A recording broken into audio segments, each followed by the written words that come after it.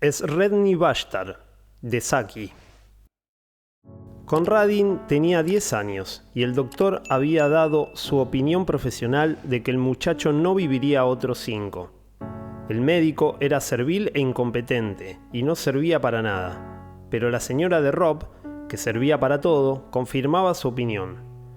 La señora de Rod era la prima y tutora de Conradin y representaba para él esas 3/5 partes del mundo que son necesarias, desagradables y reales.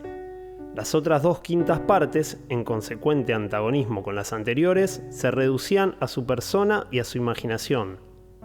Conradin pensaba que en cualquier momento iba a sucumbir a la presión abrumadora de las cosas pesadas e inevitables, tales como los padecimientos, las restricciones mimosas y la interminable monotonía. Sin la ayuda de su imaginación, desenfrenada bajo el estímulo de la soledad, se habría dado por vencido mucho tiempo atrás. La señora de Rob, en sus momentos de mayor sinceridad, nunca se habría confesado a sí misma que detestaba a Conradin, pese a tener la leve sospecha de que el hecho de frustrarlo por su propio bien no le disgustaba en absoluto. Conradin la odiaba con sincera honestidad, sentimiento que sabía ocultar a la perfección. Los pocos placeres que podía idear para sí mismo se volvían más gozosos aún ante la posibilidad de que llegara a desagradar a su tutora, y así ella quedaba fuera del reino de su imaginación, como cosa inmunda, para quien las puertas siempre permanecían cerradas.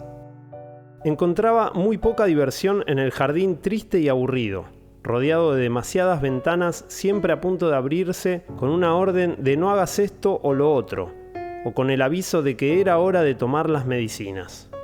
Los escasos árboles frutales estaban ubicados recelosamente fuera del alcance de su mano, como si se tratara de ejemplares únicos en su especie floreciendo en un baldío desolado. Habría sido muy difícil, con seguridad, encontrar a un hortelano dispuesto a ofrecer 10 chelines por toda la cosecha anual. Sin embargo, en un rincón perdido, casi oculto detrás de unos arbustos tenebrosos, había un cobertizo de herramientas abandonado de respetables proporciones, y Conradin encontró un refugio entre sus paredes, un recinto que adquiría las apariencias cambiantes de un cuarto de juego y de una catedral. Lo pobló de una legión de fantasmas familiares, provenientes en parte de evocaciones históricas y en parte de su propia imaginación. Pero también lo habitaban 2 inquilinos de carne y hueso. En un lado vivía una gallina de triple cresta y de plumaje deslucido, en la que el muchacho prodigaba el efecto que no tenía en quién volcar. Más atrás, en la penumbra, había una conejera grande, dividida en 2 compartimientos, uno de los cuales tenía rejas en la parte delantera. Este era el hogar de un hurón de gran tamaño que un niño amistoso, aprendiz de carnicero, le había llevado a escondidas, con jaula y todo, hasta su actual ubicación, a cambio de una pequeña cantidad de monedas de plata atesoradas en secreto durante largo tiempo. Conradin tenía mucho miedo de la ágil bestia de afilados colmillos, pero era su más preciada posesión.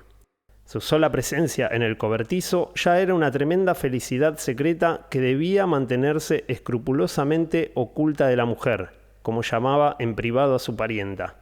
Y cierto día, sabe Dios cómo, inventó un maravilloso nombre para el animal, y desde ese momento quedó convertido en un dios y en una religión. Una vez por semana, la mujer asistía a una iglesia cercana, donde satisfacía sus necesidades religiosas, y llevaba a Conradin con ella. Sin embargo, ese servicio era para él un ritual extraño en la casa de Rimond. Todos los jueves, en el silencio húmedo y sombrío del cobertizo, celebraba un ceremonial místico y muy elaborado, ante la conejera de madera donde vivía Sredni Vashtar, el gran hurón. Ponía ofrendas de flores rojas en primavera y bayas escarlatas en invierno, ante su altar, pues era un dios que acumulaba el lado ferozmente intolerante de las cosas. Todo lo opuesto a la religión de la mujer, la cual, hasta donde Conradin era capaz de observar, hacía grandes esfuerzos por ir en dirección contraria. En las festividades importantes esparcía nuez moscada en polvo delante de la conejera.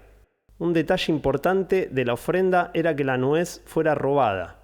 Estas festividades se presentaban de forma irregular, y se llevaban a cabo principalmente para celebrar algún acontecimiento pasajero. Una vez, la señora de Robb sufrió un agudo dolor de muelas durante 3 días. Conradin realizó la ceremonia durante los 3 días enteros y casi llegó a convencerse de que Sredni Vashtar era personalmente responsable del dolor de muelas. Si el padecimiento hubiera durado un día más, la provisión de nuez moscada se le habría agotado. La gallina de triple cresta nunca era incluida en el culto de Sredni Vashtar. Hacía tiempo que Conradin había decidido que el ave era anabaptista.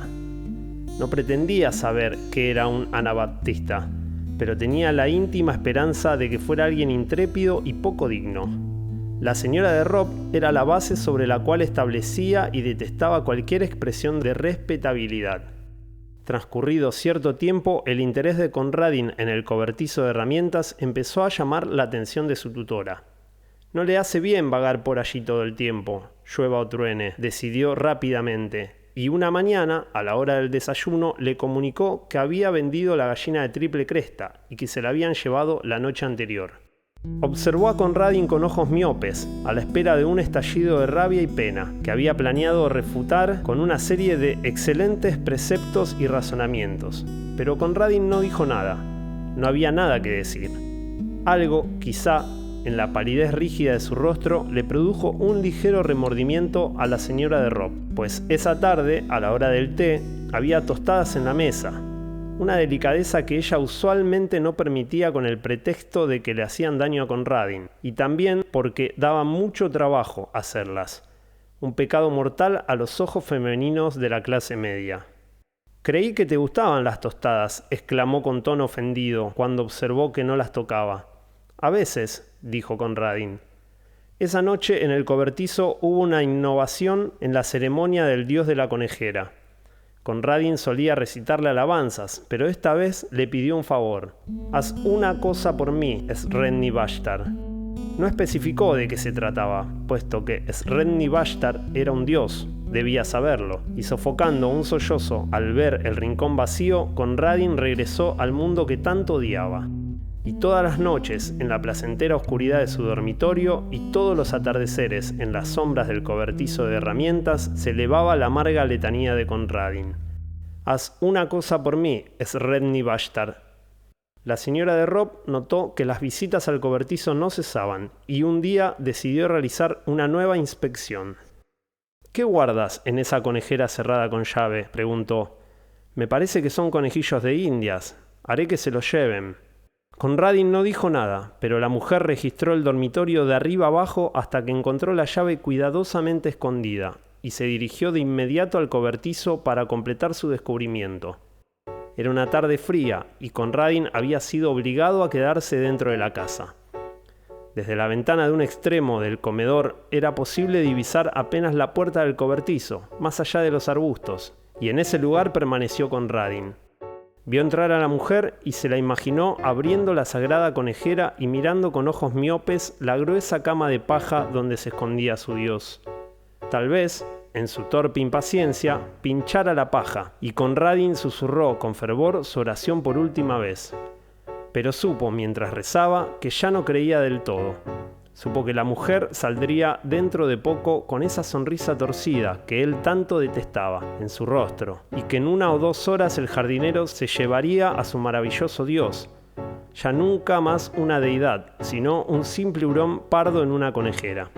Supo también que la mujer siempre triunfaría como había triunfado en ese momento, y que él empeoraría bajo su buen sentido común, inoportuno y dominante, hasta que un día ya nada le importaría y el doctor habría acertado. Y atravesado por el dolor y las desgracias de su derrota, empezó a cantar en voz alta y provocadora el himno de su ídolo en peligro. Sredni apareció, sus pensamientos eran rojos y sus dientes eran blancos. Sus enemigos pidieron la paz, pero él les trajo la muerte. Sredni Vashtar, el hermoso. De pronto dejó de cantar y se acercó al vidrio de la ventana. La puerta del cobertizo se mantenía entreabierta, tal como había quedado, y los minutos pasaban velozmente. Fueron minutos largos, pero aún así pasaba con rapidez. Observó a los tordos corriendo y volando en pequeñas bandadas por el jardín. Los contó una y otra vez con el ojo puesto en la puerta entornada. Una criada de expresión agria entró en su habitación a poner la mesa para el té, y Conradin aún permanecía de pie y esperaba y seguía observando. La esperanza se había introducido poco a poco en su corazón, y una mirada de triunfo empezó a brillar en sus ojos, que solo habían conocido la paciencia melancólica de la derrota. En voz baja, con júbilo sigiloso, empezó a cantar de nuevo el himno de la victoria y la devastación, y al poco rato sus ojos fueron recompensados. Por la puerta salió una bestia alargada, de corta estatura, marrón amarillenta, con los ojos cegados por la luz menguante y manchas oscuras y húmedas en la piel del hocico y la garganta. Conradin cayó de rodillas.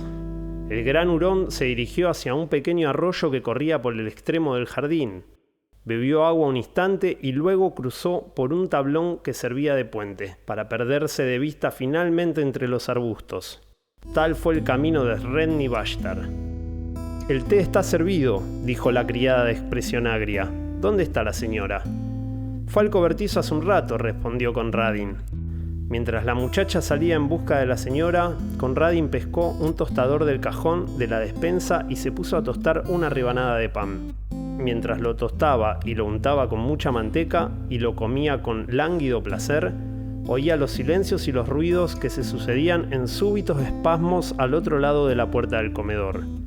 El grito necio de la criada, la respuesta coral de las sorprendidas exclamaciones provenientes de la cocina, los pasos escurridizos y los apurados grupos enviados por ayuda al exterior y luego, tras un momento de calma, los sollozos temerosos y el andar lento de los que cargaban un pesado bulto dentro de la casa. «¿Quién le dará la noticia al pobre niño? Yo no podría hacerlo por nada del mundo», exclamó una voz chillona. Y mientras discutían el asunto entre ellos, Conradin se preparó otra tostada. Este cuento, junto con otros de diferentes autores, forma parte de los que seleccionamos para charlar y debatir en el Club de Lectura de la Mutantera Creativa. Estos debates están subidos en Cuenteando Cuentos, el podcast que nace de las reuniones del club. Pueden encontrarlo en nuestro canal de YouTube y seguirnos en nuestras redes como La Mutantera Creativa, para encontrar toda la info de nuestras producciones y actividades. Y no olvides suscribirte al canal y darle like al cuento, para ayudarnos a seguir creando. Hasta la próxima.